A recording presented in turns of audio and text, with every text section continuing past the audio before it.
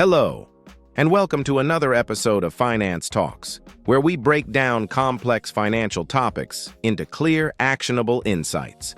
I'm Ryan, and today we're tackling something that's absolutely crucial for every business owner: navigating the U.S. business banking ecosystem.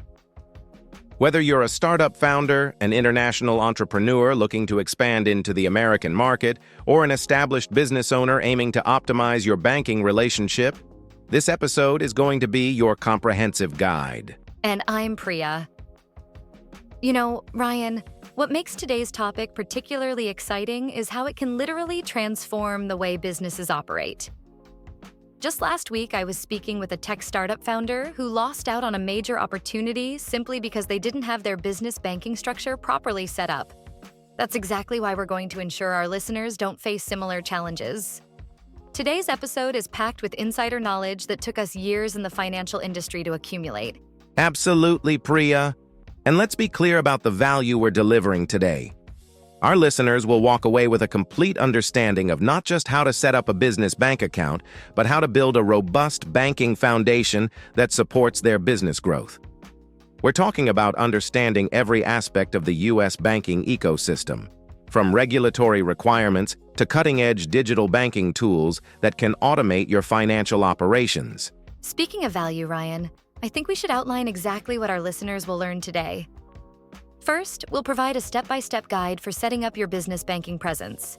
And trust me, this goes way beyond just filling out forms. We'll reveal the crucial checkpoints that many banks won't tell you about upfront. Then, we'll dive into money-saving insights that could potentially save businesses thousands in banking fees and service charges annually. And that's just the beginning, Priya. We'll also cover comprehensive risk prevention strategies, something that's becoming increasingly important in today's digital banking environment. You know, it's fascinating how many business owners I've met who thought they were protected but had major gaps in their banking security setup. We'll make sure our listeners don't fall into those traps. Exactly. And let's not forget about compliance and legal requirements.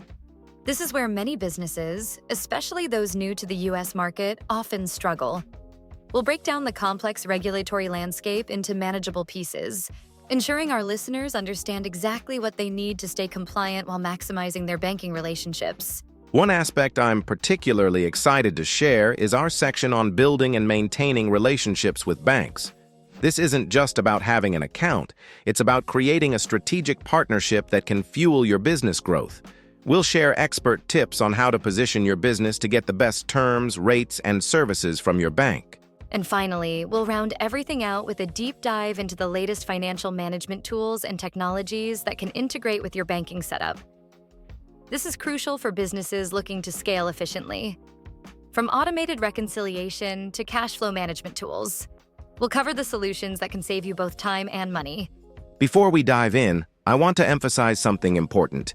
This episode isn't just theoretical knowledge. Everything we're sharing today comes from real-world experience and practical applications. We'll be including actual case studies and specific examples throughout our discussion. That's right. So, whether you're planning to open your first business account or looking to optimize your existing banking setup, grab a notebook, because you'll want to take notes.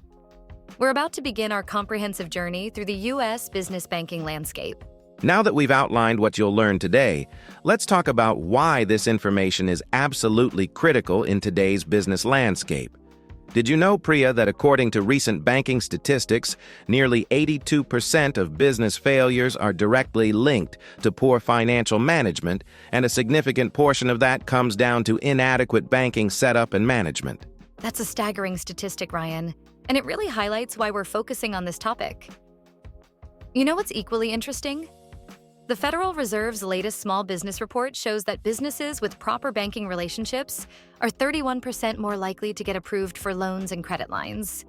This is particularly crucial for new business owners who are just starting their journey. They're often surprised by how much their banking foundation can impact their growth trajectory. Speaking of new businesses, let's break this down for our different listeners. If you're a new business owner, you're probably feeling overwhelmed by all the banking options and requirements. You might be wondering about minimum balances, monthly fees, and which services you actually need. These are all valid concerns, and we're going to address each one of them today. But what's fascinating is how these same questions evolve for different types of businesses. Priya, you've worked extensively with international entrepreneurs. What unique challenges do they face? That's a crucial point, Ryan. International entrepreneurs face a distinct set of challenges. Many are surprised by the stringent documentation requirements in the U.S. banking system. They often struggle with things like establishing business credit without U.S. credit history, navigating FDIC insurance requirements, and understanding state-specific banking regulations. Just last month, I worked with a European tech company that spent 3 months trying to set up their U.S. banking presence because they weren't aware of all the requirements upfront. And that brings us to an interesting segment of our audience, existing businesses looking to switch banks. You know, I've noticed a significant trend here. About 40% of established businesses consider switching their banks annually, but only 8% actually do it. The main reason? They're concerned about disrupting their existing operations. But here's the thing. With proper planning and the right information, which we'll cover today, this transition can be virtually seamless. Absolutely right, Ryan. And let's not forget about startups and tech companies who have their own unique set of challenges. They often need banking solutions that can scale rapidly, integrate with multiple platforms, and handle international transactions efficiently. The traditional banking model doesn't always align with their needs, which is why understanding the full spectrum of banking options, including digital-first banks and fintech solutions, is so crucial.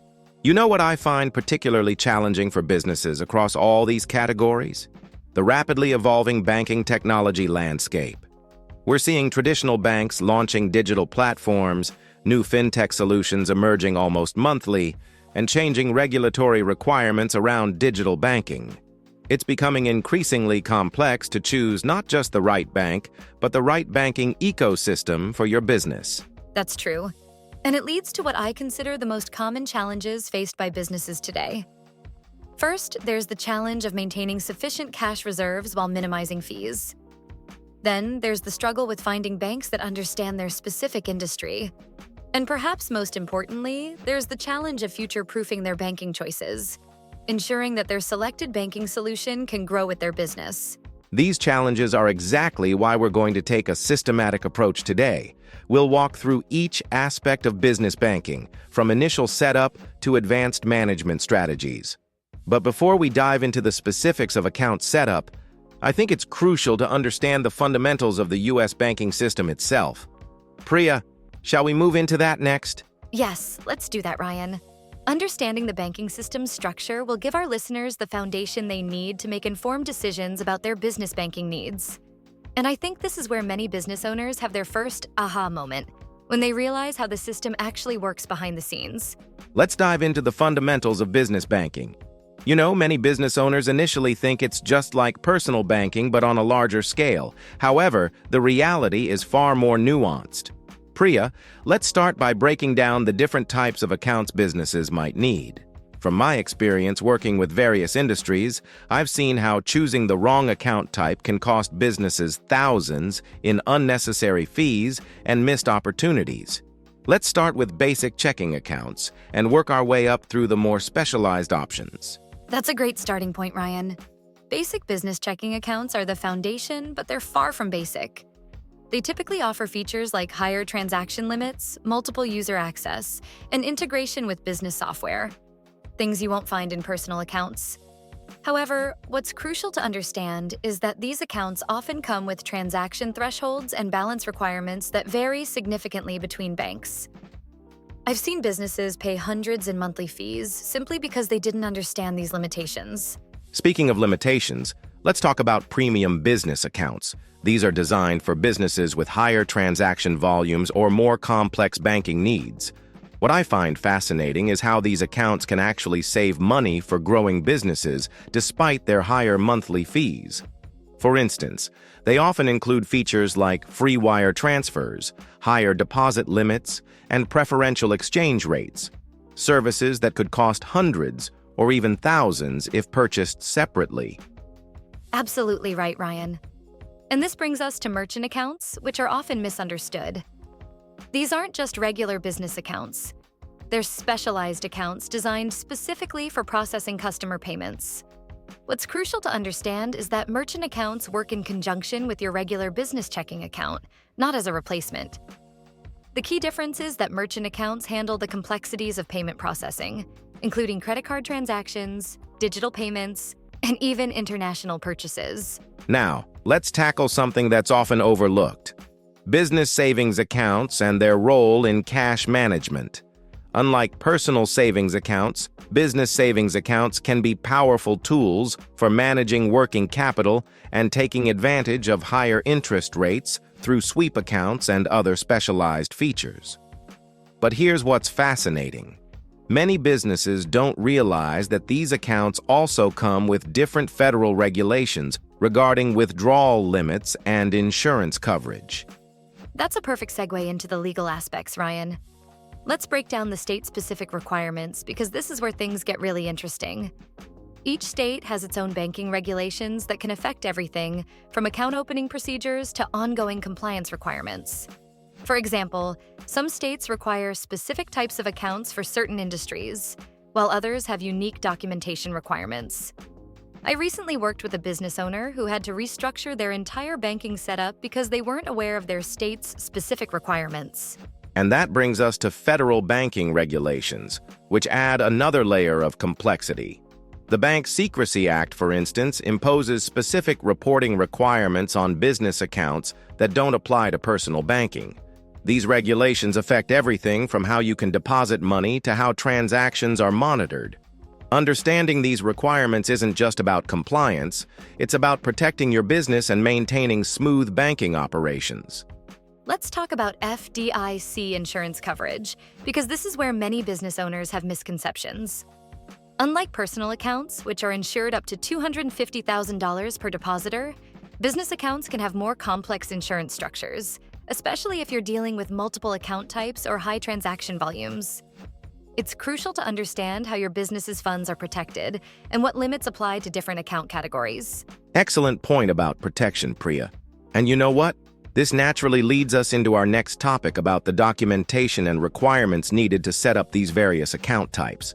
Before we move on, though, is there anything else about these fundamentals that you think is crucial for our listeners to understand? Yes, one final point about specialized industry accounts. These are becoming increasingly important in today's market. Whether you're in real estate, healthcare, or technology, there are now specialized banking solutions designed specifically for your industry. These accounts often come with industry-specific features and compliance tools that can save businesses significant time and resources. Now that we understand the fundamentals, let's tackle what many find to be the most challenging part: gathering all the required documentation. You know, I've seen countless business owners get delayed for weeks simply because they weren't prepared with the right paperwork. Let's start with what I consider the cornerstone of business banking: your EIN, or Employer Identification Number. Priya, would you walk our listeners through why this number is so crucial and how to properly obtain it? Absolutely, Ryan. The EIN is essentially your business's social security number, and obtaining it is actually your first step. You'll need to apply through the IRS, and while the process is free, it requires careful attention to detail.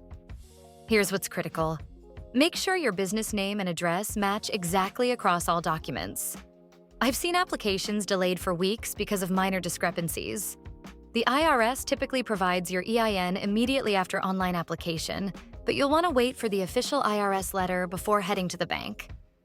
Now, once you have your EIN, your next steps depend entirely on your business structure. That's right, and this is where things get interesting.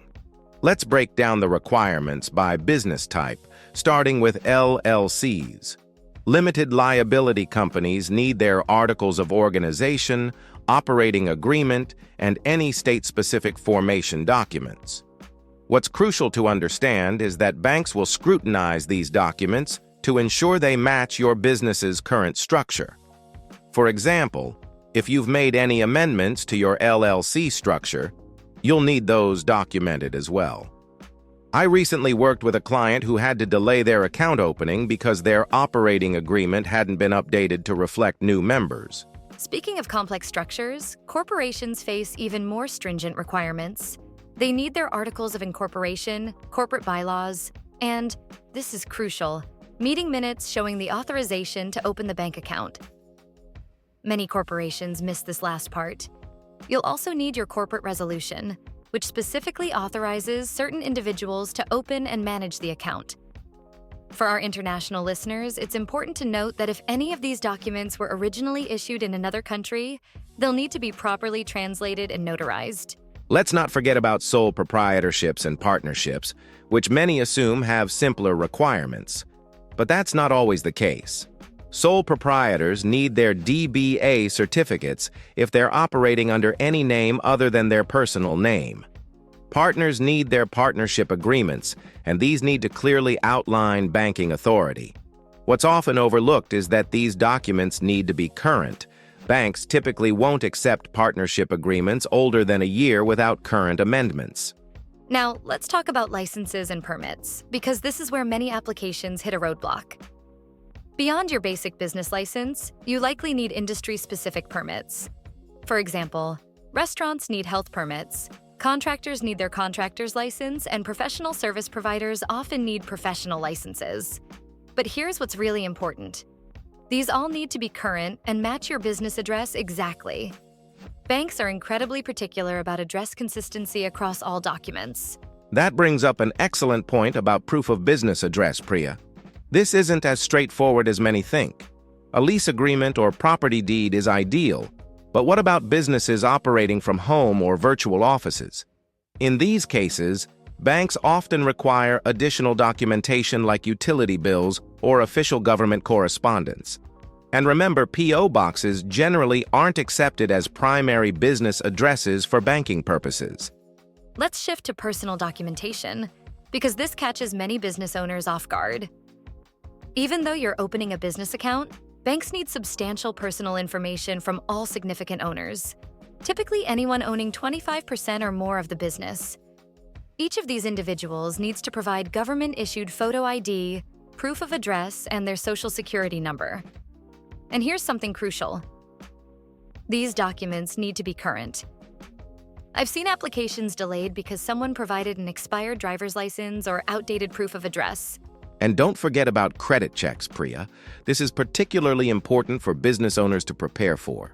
While not all banks run credit checks for basic business accounts, many do, especially if you're interested in additional services like merchant accounts or business credit cards. It's worth checking your credit report before applying and addressing any issues proactively. Would you agree that personal financial statements are becoming increasingly important as well? Absolutely, Ryan.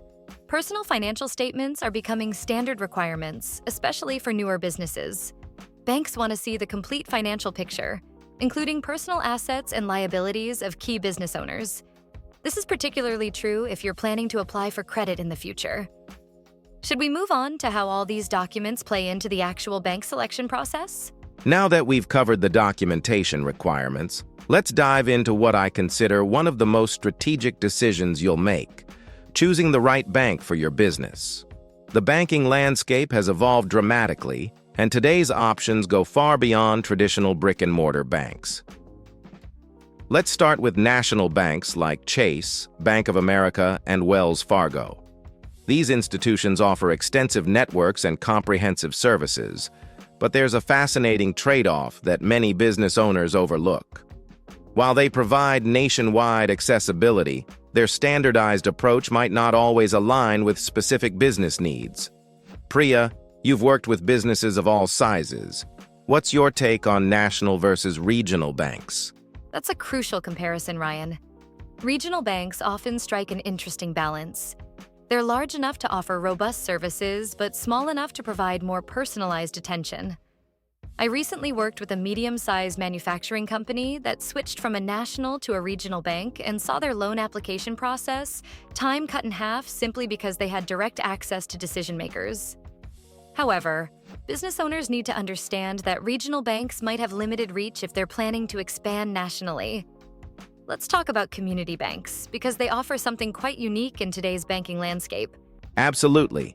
Community banks are fascinating because they often have deep knowledge of local markets and industries. They typically offer more flexible terms and personalized service. But here's what's crucial to understand. Their technology integration might not be as advanced as larger banks. This brings us to one of the most dynamic sectors in business banking today: online-only banks and neobanks.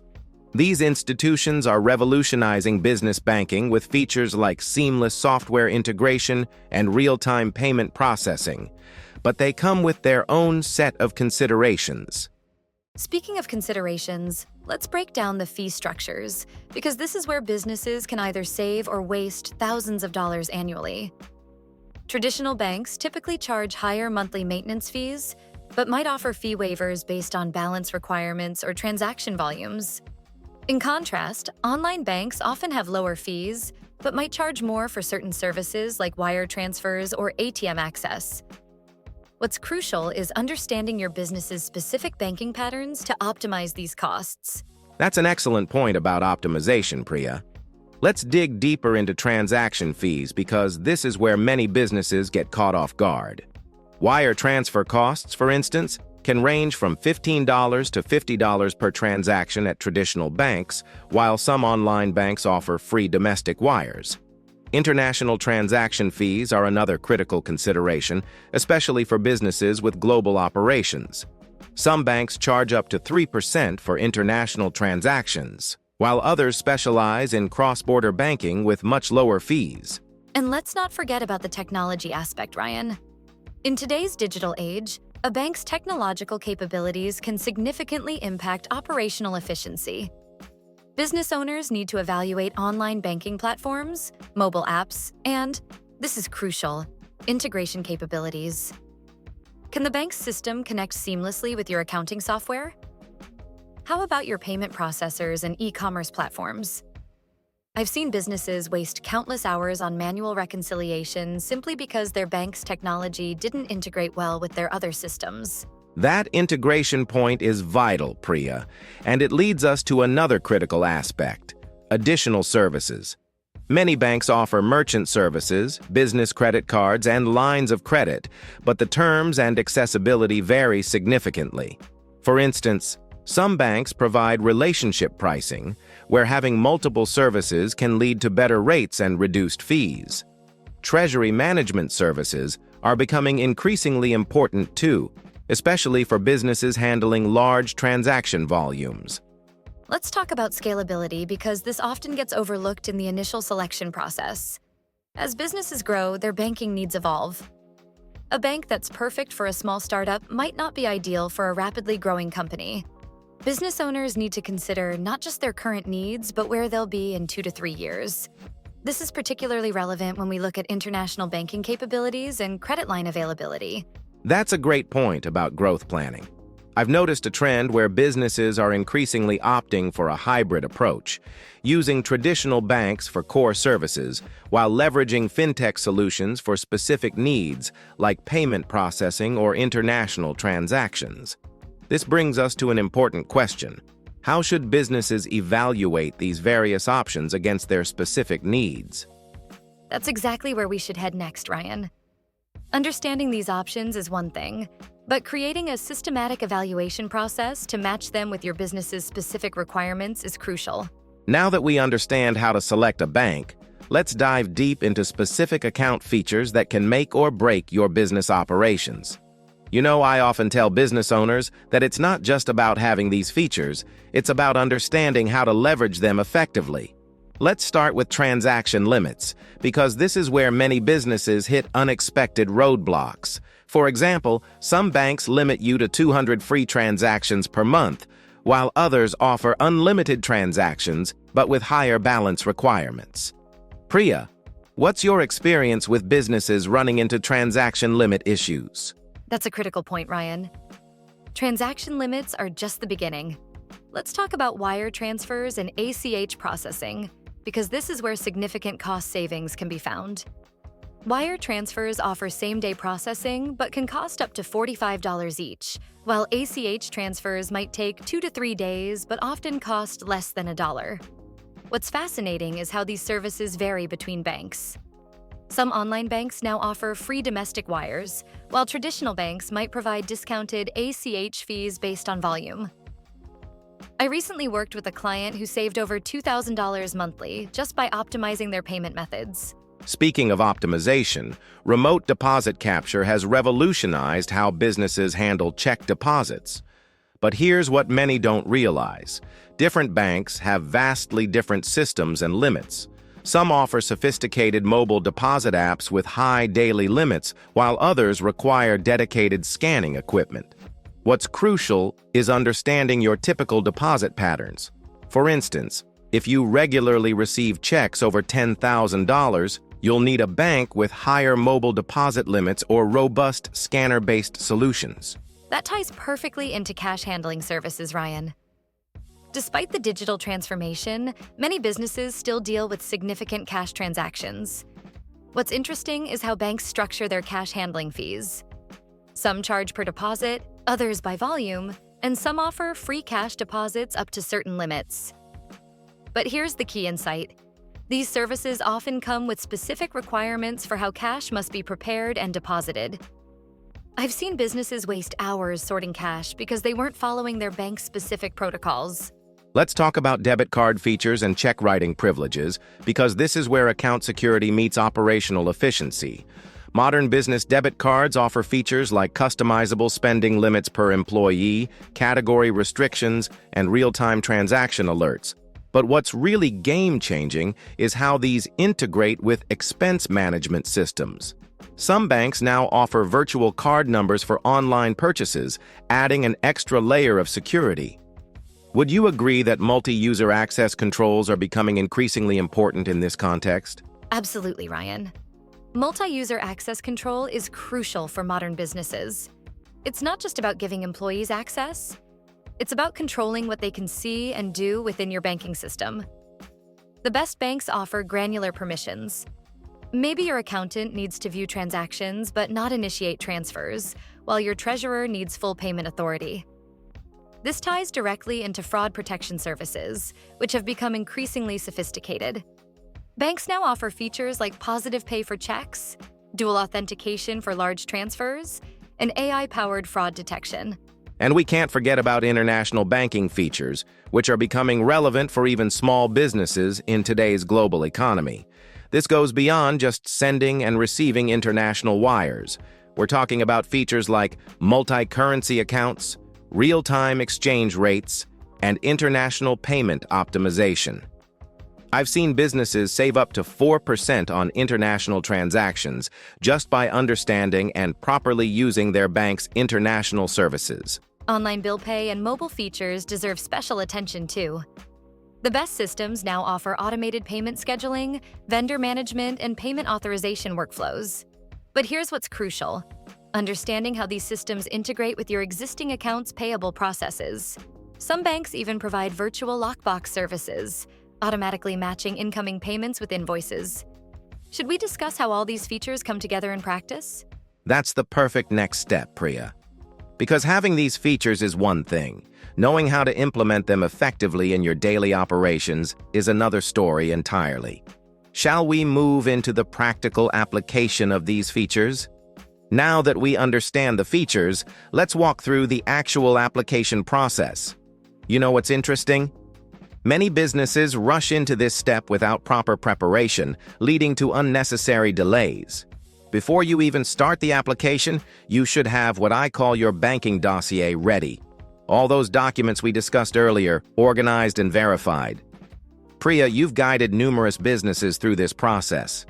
What's your take on online versus in-person applications? That's a crucial decision point, Ryan. While online applications might seem more convenient, they're not always the best choice. In my experience, complex business structures often benefit from in-person applications.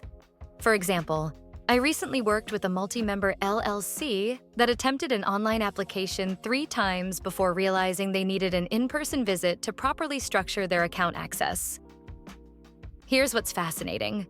Even if you plan to apply online, I recommend first calling the bank to verify their specific requirements for your business type. Banks often have different documentation requirements that aren't clearly listed on their websites. Speaking of requirements, let's talk about common application mistakes, because I see the same issues crop up repeatedly. The biggest one? Inconsistent information across documents. Your business name, address, and ownership information must match exactly across all documentation. Even a small discrepancy, like using LLC versus L.LC, can trigger additional review processes. Another crucial mistake is underestimating the initial deposit requirements. Some banks require these funds to be available immediately, while others give you a grace period.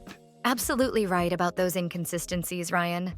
Let me talk about processing timeframes, because this is where businesses often need to adjust their expectations. While some online banks advertise instant approval, traditional banks typically take 5 to 7 business days to process applications. However, here's what many don't realize. This timeline can extend significantly if you're applying for additional services like merchant accounts or business credit cards. I always advise businesses to plan for a 2-week window from application to full account functionality. That's a great point about functionality, Priya. Let's discuss account activation, because it's actually a multi-step process.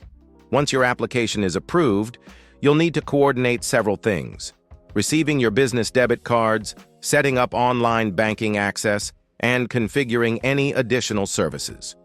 What's crucial is understanding that each of these steps has its own timeline. For instance, while online banking access might be immediate, physical debit cards typically take 7 to 10 business days to arrive. And the online banking setup is more complex than many realize. It's not just about creating a username and password. You need to configure security settings, set up multi-factor authentication, and establish user permissions if you have multiple people accessing the account. The mobile app setup is equally important. Many banks now require you to set up the mobile app separately from online banking, with its own security protocols. I've seen businesses lose valuable time because they didn't realize these were separate processes. That brings up an excellent point about additional services enrollment. Many banks offer promotional periods for services like merchant processing or payroll services, but these often need to be enrolled in separately from your main account. Would you walk us through the typical timeline for getting these additional services up and running? Absolutely, Ryan. Additional services typically require separate applications and approval processes. For example, merchant services usually take an additional 3 to 5 business days for approval and setup. Payment processing capabilities might require terminal installation or software integration, which can add another week to your timeline. The key is to start these applications simultaneously with your main account opening to minimize delays. Should we move into discussing how to effectively manage these services once they're all set up? Let's elevate our discussion to advanced banking strategies that can truly transform your business's financial operations. You know, having accounts set up is just the beginning. It's how you strategically manage them that makes the difference. Let's start with multiple account management, which is far more nuanced than most realize. I've seen businesses achieve remarkable results by setting up a hub-and-spoke system. One main operating account connected to several specialized accounts for different purposes. Priya, how have you seen successful businesses structure their multiple accounts? That's a fascinating approach, Ryan. The most successful businesses I've worked with typically maintain at least 3 types of accounts: an operating account for daily transactions, a revenue collection account, and a reserve account for taxes and major expenses. But here's what's really interesting about cash flow optimization. It's not just about having multiple accounts, it's about strategically moving money between them. I recently worked with a business that increased their available working capital by 23%, simply by optimizing their internal fund transfers and payment timing. Speaking of optimization, let's talk about interest maximization, because this is where many businesses leave money on the table. The key is understanding sweep accounts and earnings credit rates, ECR. Some businesses are earning minimal interest while paying fees, when they could be using their balances to offset banking costs. For example, maintaining a $100,000 balance might earn you 0.5% in a basic business account. But that same balance could eliminate $5,000 in annual fees through ECR credits. That ties perfectly into fee reduction strategies, Ryan.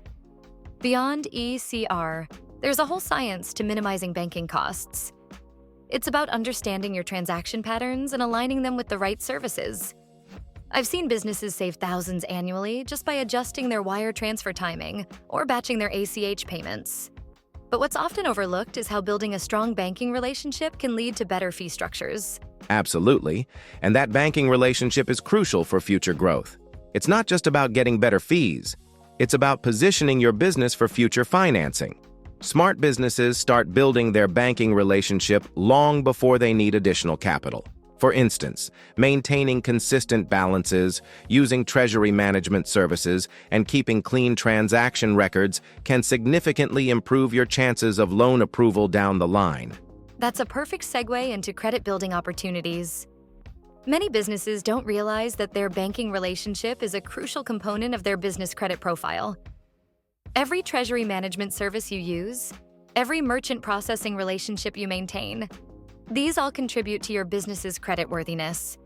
I've seen businesses qualify for better loan terms simply because they had a strong history of managing these services effectively.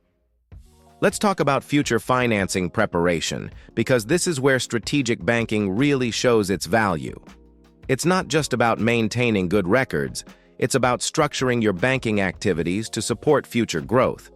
For example, separating personal and business expenses completely, maintaining strong cash reserves, and demonstrating consistent revenue patterns through your business accounts.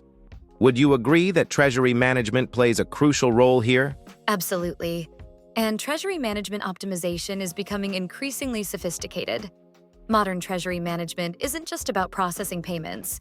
It's about using predictive analytics to optimize cash positions, automating investment decisions, and managing working capital more effectively. The businesses that master these strategies often find they can reduce their borrowing needs while increasing their investment returns. Let's dive into what I consider the most critical aspect of business banking: security and risk management.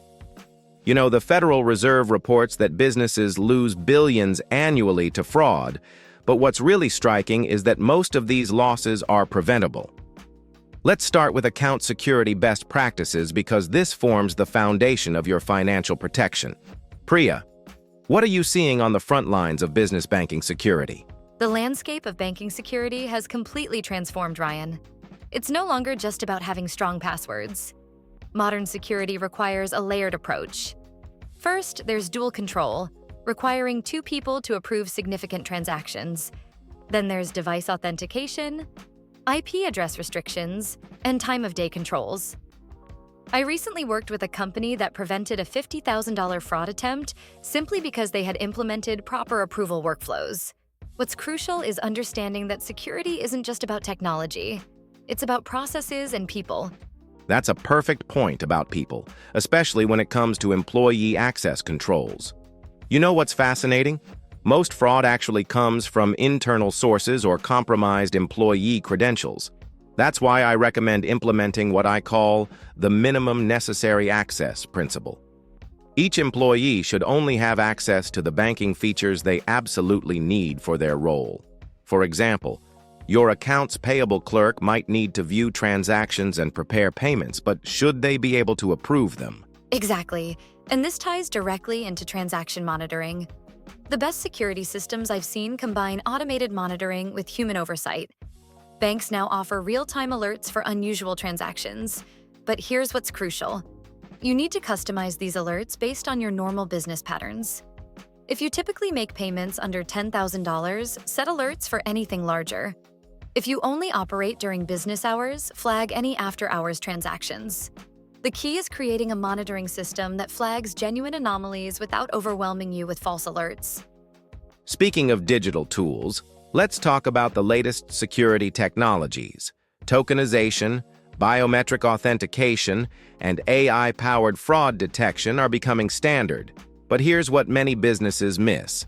These tools are only effective if they're properly integrated into your daily operations.